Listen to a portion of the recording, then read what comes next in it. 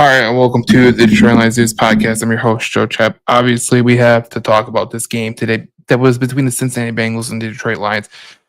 The Detroit Lions didn't win going away. If you want to be honest, the point spread coming into the game was 10 and a half. They still covered the point spread. I see a lot of people online talking about this was an ugly game. Not really that much ugly. When you look at the statistics, 61 plays for the Detroit Lions, 58 for the Bengals, 365 yards for the Lions. They averaged 6 yards a play. The defense did not have a good day because you look at 5.6 yards per play for the Bengals. That's not what you want to see. 237 yards for passing for the Bengals, 247 for the Lions, 118 for the Detroit Lions in rushing, 85 for the Bengals. 23 first downs for the Lions, 21 for the Bengals. Detroit was 2 for 8 on third down efficiency. That's not gonna be good enough. 4 for 11 for the Bengals. And then you look at the fumbles lost. You had one fumble loss, 3 interceptions, 56 penalty yards, 34-21 in the time of possession mark. So whether what there's a lot to take away from this game. I think the first thing you look at when you talk about this game, and obviously we're in a little bit of a short crunch because I know people want to watch the Detroit Tigers play the Seattle Mariners. But when you talk about what happened today between the Detroit Lions and the Cincinnati Bengals, I think one thing stands out. It really does. I think it's one of the most important things that not a lot of people are talking about. Well, actually, they are talking about, and that's Terrion Arnold and his penalties. Now, Daryl Johnson on the broadcast was so great to listen to instead of Jonathan Vilma. I mean, Jonathan Vilma is absolutely terrible at his job. Let's just put it like that. But when I heard Daryl Johnson say this, I agree with it 100%. And I never thought of it this way. There's times where Terrion Arnold will be freaking phenomenal. There's sometimes he will be so good at doing what he needs to do. He's a physical corner. He can get on you. He can make a play, right? But when it comes to Terrion Arnold, the one thing that really just stops his forward motion is all the little things that happen. When you talk about the little things that happen, you're talking about penalty yards. You took a sack off the board. You took away 2 points from the Detroit Lions and a sack for Hutch. That's not going to be good enough. So Terrion, there's been multiple times over the last couple weeks where he has had penalties, and he needs to really situate it out. And I thought what Daryl Johnson said on the broadcast was the most important thing. He was talking about, look, when Terrion Arnold's on his game, he's great. He's great. And when he's not on his game and he's not consistent enough, he's not on his game and he's not great. I thought the consistency portion of what he was trying to say about Terrion Arnold was the most important thing. Because when you think about what Terrion Arnold can do to this team, he's a talented corner. There's no doubt about it. He brings the physicality to the defense and all that jazz. But he needs to stop getting so handsy. And it needs to stop being so painfully brutal to watch. Like you could see him making these, mistakes right away. He doesn't even they're not subtle they're not subtle, grabs. They're grab, pull, and tug. And it's like you're gonna get caught every single time. I think the guy who has absolutely perfected it, is the guy he does a podcast with, Patrick Surtain. And Patrick Surtain is a bump and run guy. He'll bump and run with you all day long. But he's so subtle the way that he gets you. It's very subtle. So that they're not going to call it. With Terrion Arnold, he loves to be just grab, tug. And when you tug, that's the worst portion of what you're not trying to get caught. But when you tug, they're going to move and they're going to put their hands up and then they're drawing attention right to you. So I thought that was a good part on the broadcast about Terrion Arnold. I thought that was very informative from a former player's perspective. So I thought that was interesting. My second takeaway in this game was I think that Giovanni Manu, right, the kid that they drafted out of British Columbia, he's going to be a good player. I do believe that. I think that he had glimpses of it, but when you're going up against Trey Hendrickson, it's going to be a little bit of a rough transition. And I thought they did a good job at not singling him up. And when they did, Trey Hendrickson took full advantage of that. So when you talk about Trey Hendrickson, you talk about what he's capable of. I think that's the most important thing that you could have is a guy who, is a backup tackle, who is a younger guy who can learn off Decker.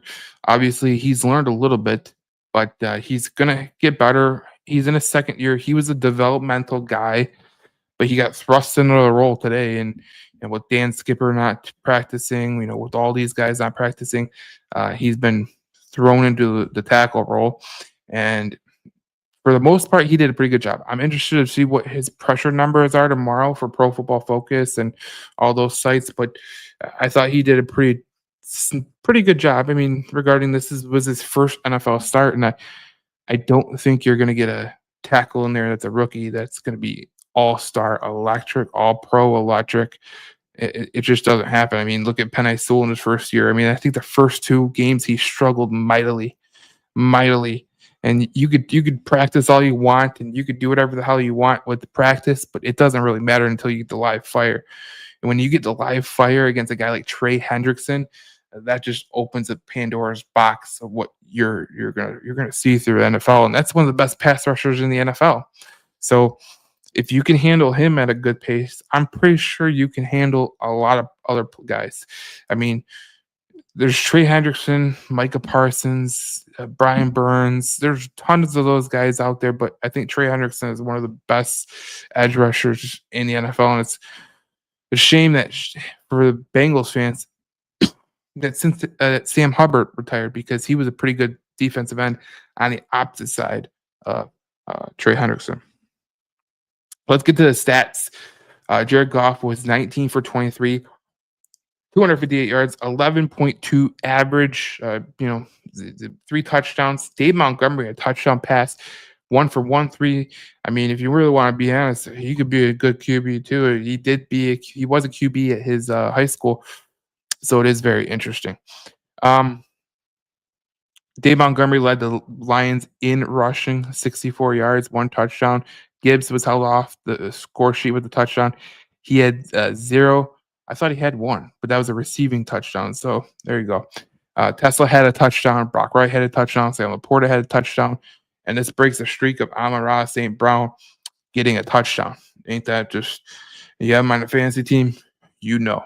And you look at the tackles. I mean, Jack Campbell led the Lions in tackles today again.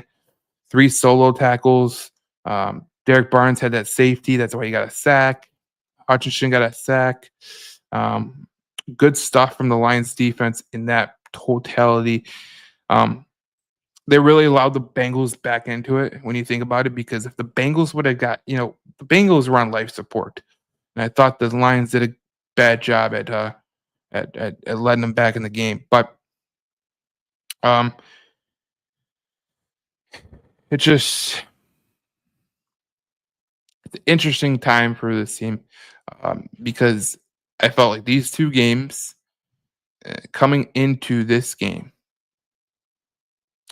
I felt like these 2 games that you were coming into, Cleveland and Cincinnati, even though Cincinnati has been absolute dog water, okay, they've been absolute dog trash.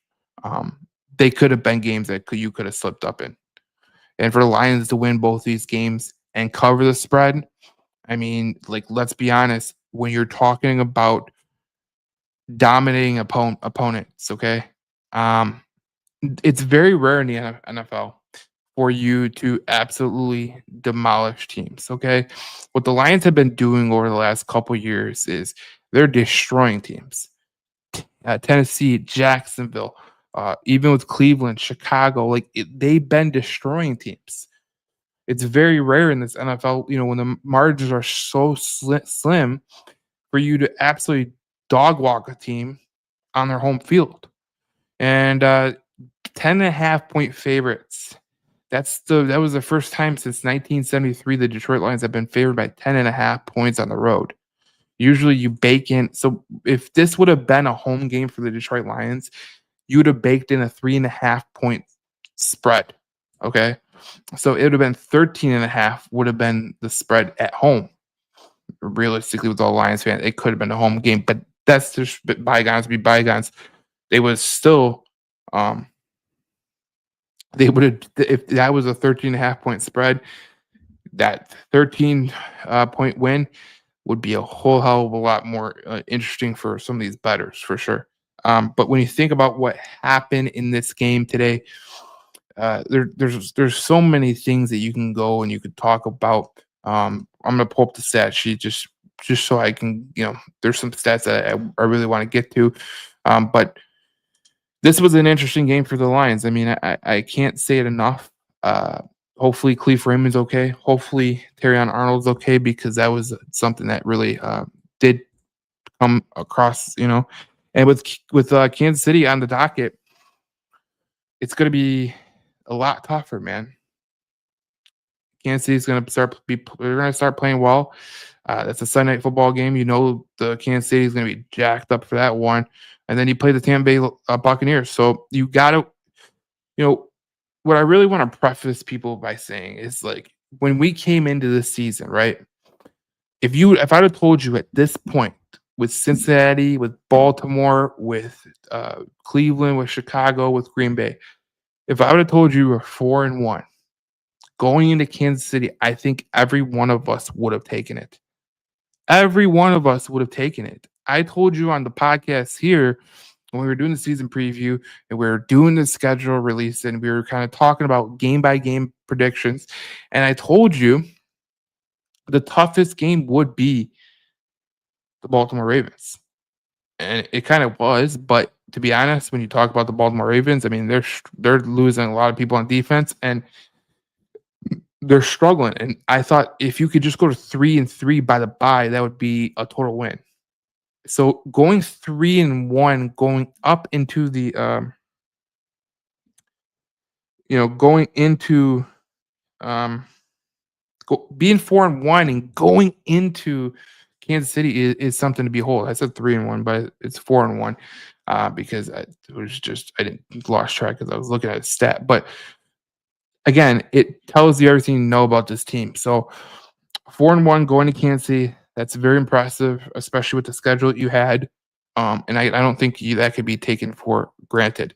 Now today in the game against the Cincinnati Bengals, we talked about this on the podcast Thursday, the point differential by quarter, and the point differential by quarter was 7-0 Detroit, so it's +4 now. It was +4 in the second quarter, and it was +14 in the third quarter. So you raise that 10 up to 24, and then in the fourth quarter, you were outscored 21-9. So that will take a little bit of a hit. So again, these are just kind of barometers that you look at and you think about where you're going and where you're going to go. And that's this point differential by quarter is very important because it lets you know what quarters you struggle in, what quarters you're good in, all that jazz. And today, it took a little bit of a hit in the fourth quarter, but again, you had a +26. So, um, 21, what is it? 21 minus 9. I mean, it's going to take at least, 18, 15, it's going to be +12 still. So that is a good decision. So I look at the statistics today and I can't really get upset by the way these two teams played. I thought Jake Browning, for as much as he wanted to give the game away to Detroit, he played a good game. I thought it was very interesting that Jamar Chase caught that deep, big, huge deep ball, and that was again interesting. But look, for the first time, Detroit had 4 sacks on the day. They allowed 4 sacks, and coming into this game, they didn't allow sacks in any of the last 3 games. So they were due, and I'm glad that this happened today because when you go into Kansas City, when you go to play Tampa Bay, things like this cannot happen. And you were a little bit banged up with Doctor missing and all that, but you still won the game by double digits. Like I can't preface that enough. Like it's impressive to win the game by double digits. It doesn't happen much in the NFL, except if you're looking at the scores today. The scores today were absolute banana lands when you talk about the scores today. I mean, like there's the Texans beat the Baltimore Ravens 44-10. You had just strange things happen in the NFL today, and it could have happened to you. So anytime you win in the NFL is a good win. And when you win by double digits, take it. It's important. You want to win those games, and it's vastly important. So, look, I think a lot of people are gonna fluff your stuff and say that like there was there's they're gonna try to sell podcasts or whatever they're trying to sell. I thought the Lions played pretty well. You know, when you think about it, like it was a good game for them. And let's see, I was gonna see if maybe um Dan Campbell said it wasn't a perfect performance, but defense came out hot and they played complimentary football again. Campbell points to Derek Barnes, Alex Anzalone, Amon St. Brown, Jared Goff, Sam Laporta, and Dave Montgomery as standouts. So that is interesting to get to. But again, like Dan Campbell's right. He's 100% right.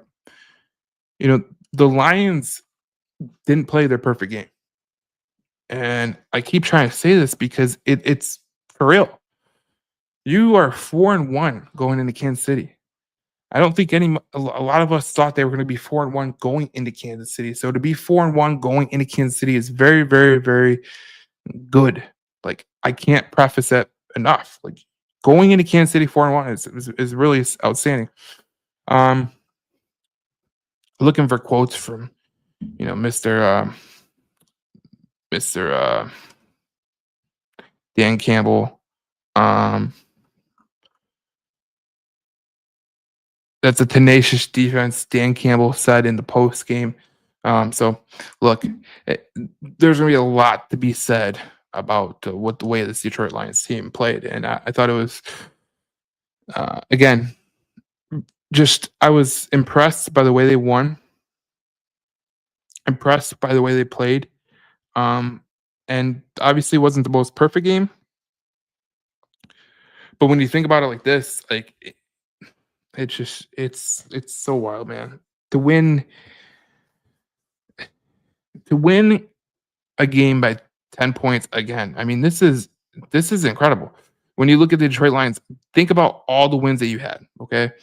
The only close game that you've won so far was a 38-30 win over the Baltimore Ravens. You still scored 38 points, okay? You beat the Bears 52-21, you beat the Browns 34-10, and you beat the Bengals 37-24. Like I go check around the league, go check the top teams. Buccaneers, look at them. Every game they're trying to eke out wins. Eagles, I mean, they had to have a block field goal to win their football games, and they lost today against the Broncos. So, like I said, it's very important to just get the win, and you want to be playing your best football going into December. So that's the main thing. Is the main thing. Like you would love to see the Lions, you know, just make you feel good, tear the cover off the ball, do whatever they need to do. But the Tigers, the Lions are doing a damn good job at just doing what they need to do. And that's the most important thing. There is a comment in the comments. Need the cornerbacks to get healthy. You ain't lying. Here's what I will say.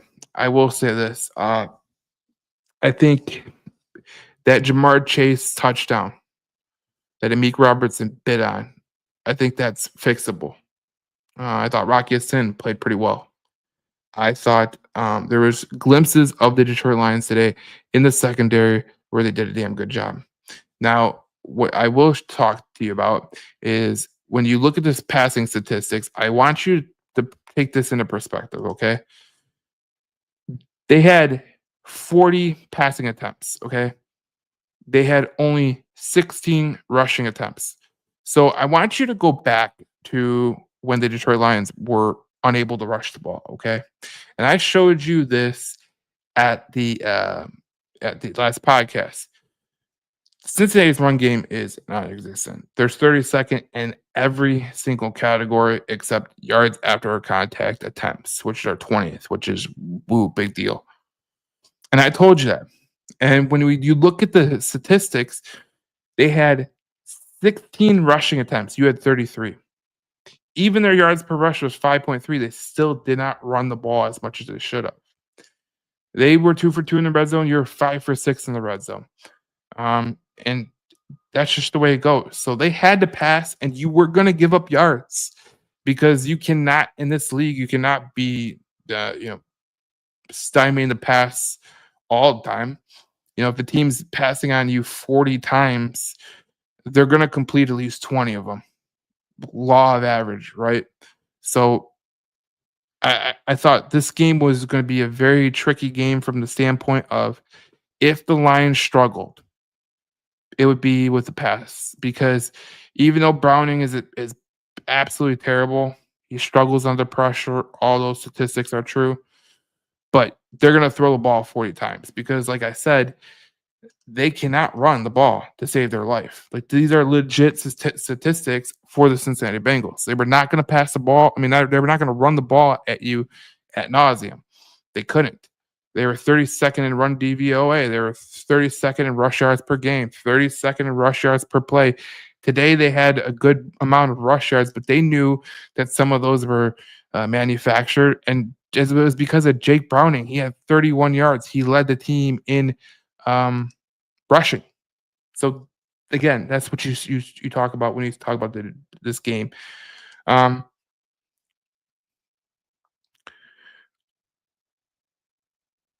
Lions coach on Dave Montgomery. Everybody respects Dave Montgomery. I think everybody roots for this guy because that guy will do anything for his teammates. He's all effing team. He swore he said he's all a fucking team. Excuse my language. That's funny as hell. Let me play you some of what Dan Campbell had to say. I do love doing this for you. So let me play this real quick. This is Dan Campbell on his take for the win.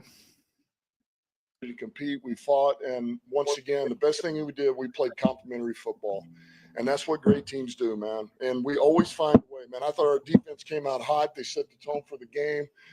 Thought Shep, man, had an outstanding plan. Those guys were ready to go. What do we have? 3 takeaways. 3 takeaways. Sudden change stops that we had. We throw the pick on offense. They're able to shut them down. We get the safety, and so I thought it was awesome. And then, we end up when we need help, the offense responds. We go all the way down the field, finish that out, and really just kind of open it back up again. So really proud of the guys, and it's a good win. And now we guys are ready to compete. We fought. All right, that was Dan Campbell on the win, on how his thoughts on the game. Here is Dan Campbell on saying that they're hunters. So I want to play this for you. I'll play this for you as well because I think this is very important too. Here is Dan Campbell saying we're hunters. What we talk about is that when you really start getting good at them, you start hunting for them. Our guys are hunting for them. They become contagious. And this is the first time I've been here that I feel like we're getting them in bunches early in the year. Normally it comes a little later.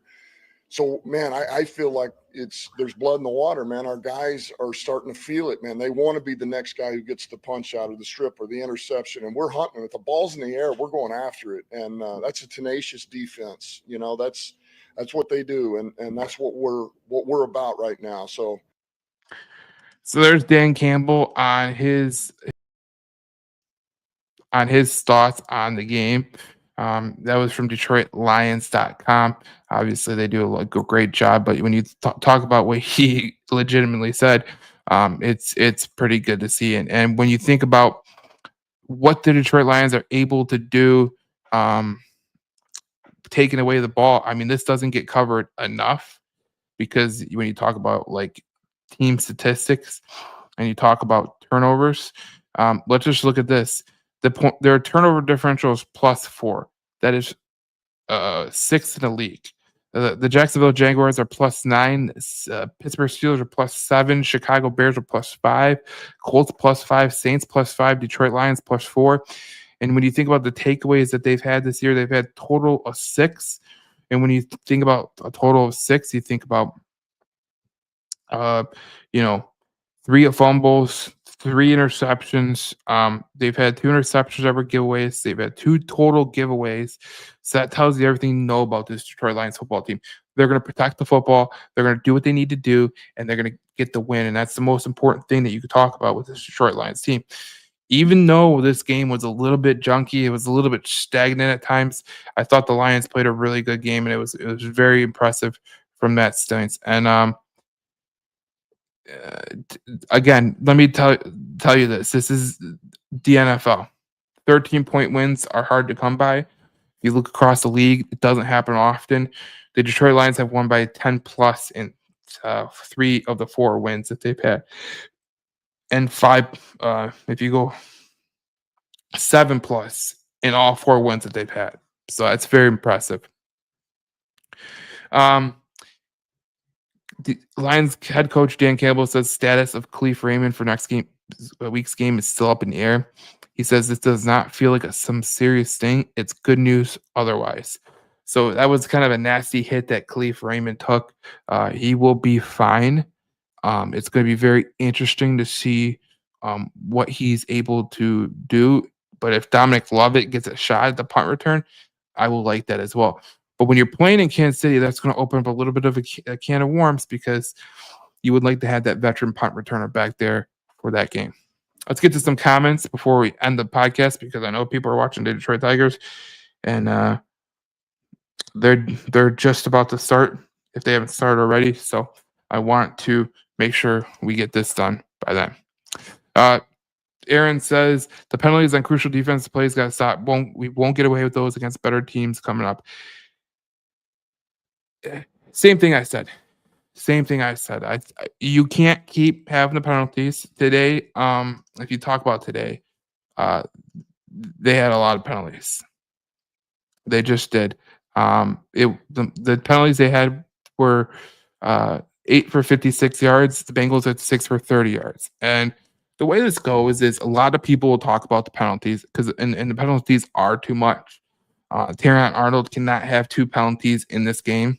That's just the way it goes. But it's going to be interesting to see what they do moving forward because I thought this was a game that was a little junky. You were going against a team that was and this crew that you had today, not to take anything away from the Bengals or nothing like that, but they were going to call penalties. They're one of the most they're one of the most flag happy crews in the league. So when you got Carl Cheffers and this bunch, you knew that you were gonna have an issue trying to, not get penalties. So what I will say is usually the lines are pretty good because if you look back at last week's game against the Browns, let's look at their penalty, the box score right there. The teams right there. The teams that last week they had 6 penalties, which is all right. Usually you average 5 in a game. We go to week 3 against the Ravens.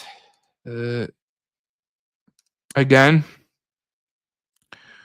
penalties they had 3 for 10. Oh, well, no, they had 8 for 10, 8 for 68. So they're averaging 6 to 8 penalties a game at this point. And then you look at going into week 2 against the Bears. How many penalties did they have in that game? I know the Green Bay game is going to be a lot. So the Lions had 3 for 28. So they had 3 against the Bears. So that was a pretty good game for them. And then you look at the Green Bay game and you go, how many penalties did they have?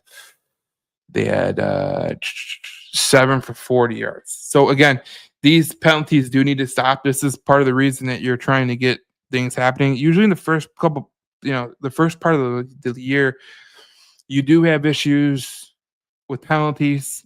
A lot of teams have issues with penalties. I'm looking at the statistics right now in terms of the penalty statistic.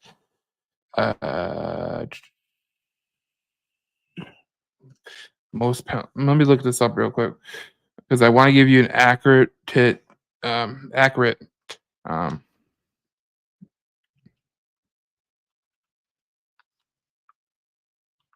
all right.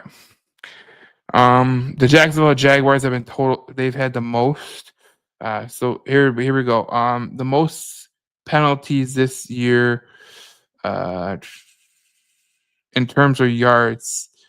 Detroit's not even in the top 5. So again, they're doing a pretty good job. 5 to 6 is usually 5 to 6 is the happy range. 7 to 8 is overbearing.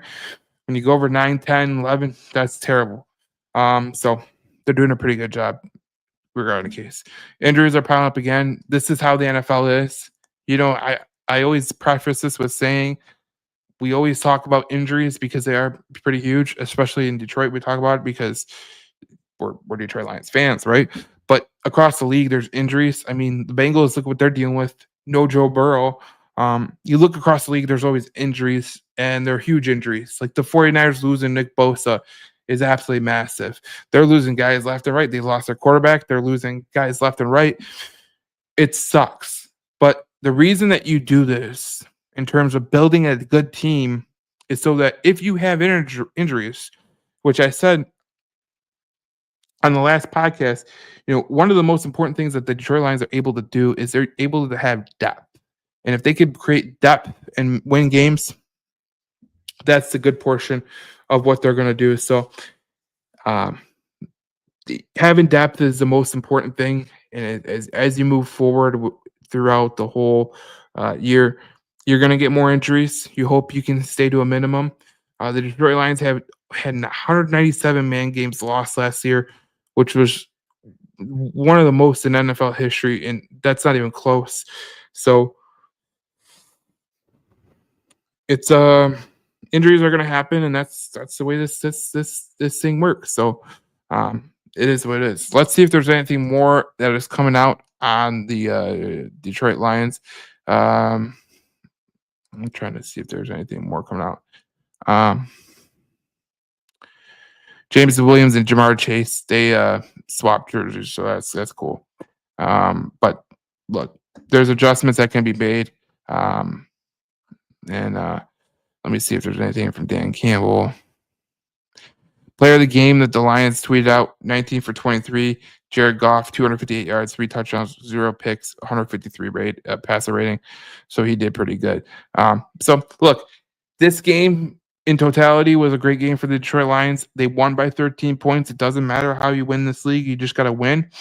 And the Detroit Lions did a good job of doing just that. I'll see you on another episode of the Detroit Lions News Podcast as we talk more Detroit Lions football here on the Detroit Lions News Podcast. We will have a Red Alert podcast tomorrow, which is a Red Wings podcast. So if you like Red Wings hockey, we're going to be talking Red Wings hockey tomorrow. And I will be doing a podcast probably tomorrow, or I might be doing a YouTube video, but I will have it out for Tuesday. Let me hit a comment really quick before I go, because I know people are going to go watch Tigers, and I can see viewers already just going off. Joe England says the DPI on AA was legit. Thought the hold on TA was weak. The 15-yard on Kirby was pure stupid. He was 5 yards out of bounds. Look, sometimes Terrion Arnold gets himself in his own trouble. And when you're going against a guy like Jamar Chase has forced the most defensive pass interference calls in the NFL.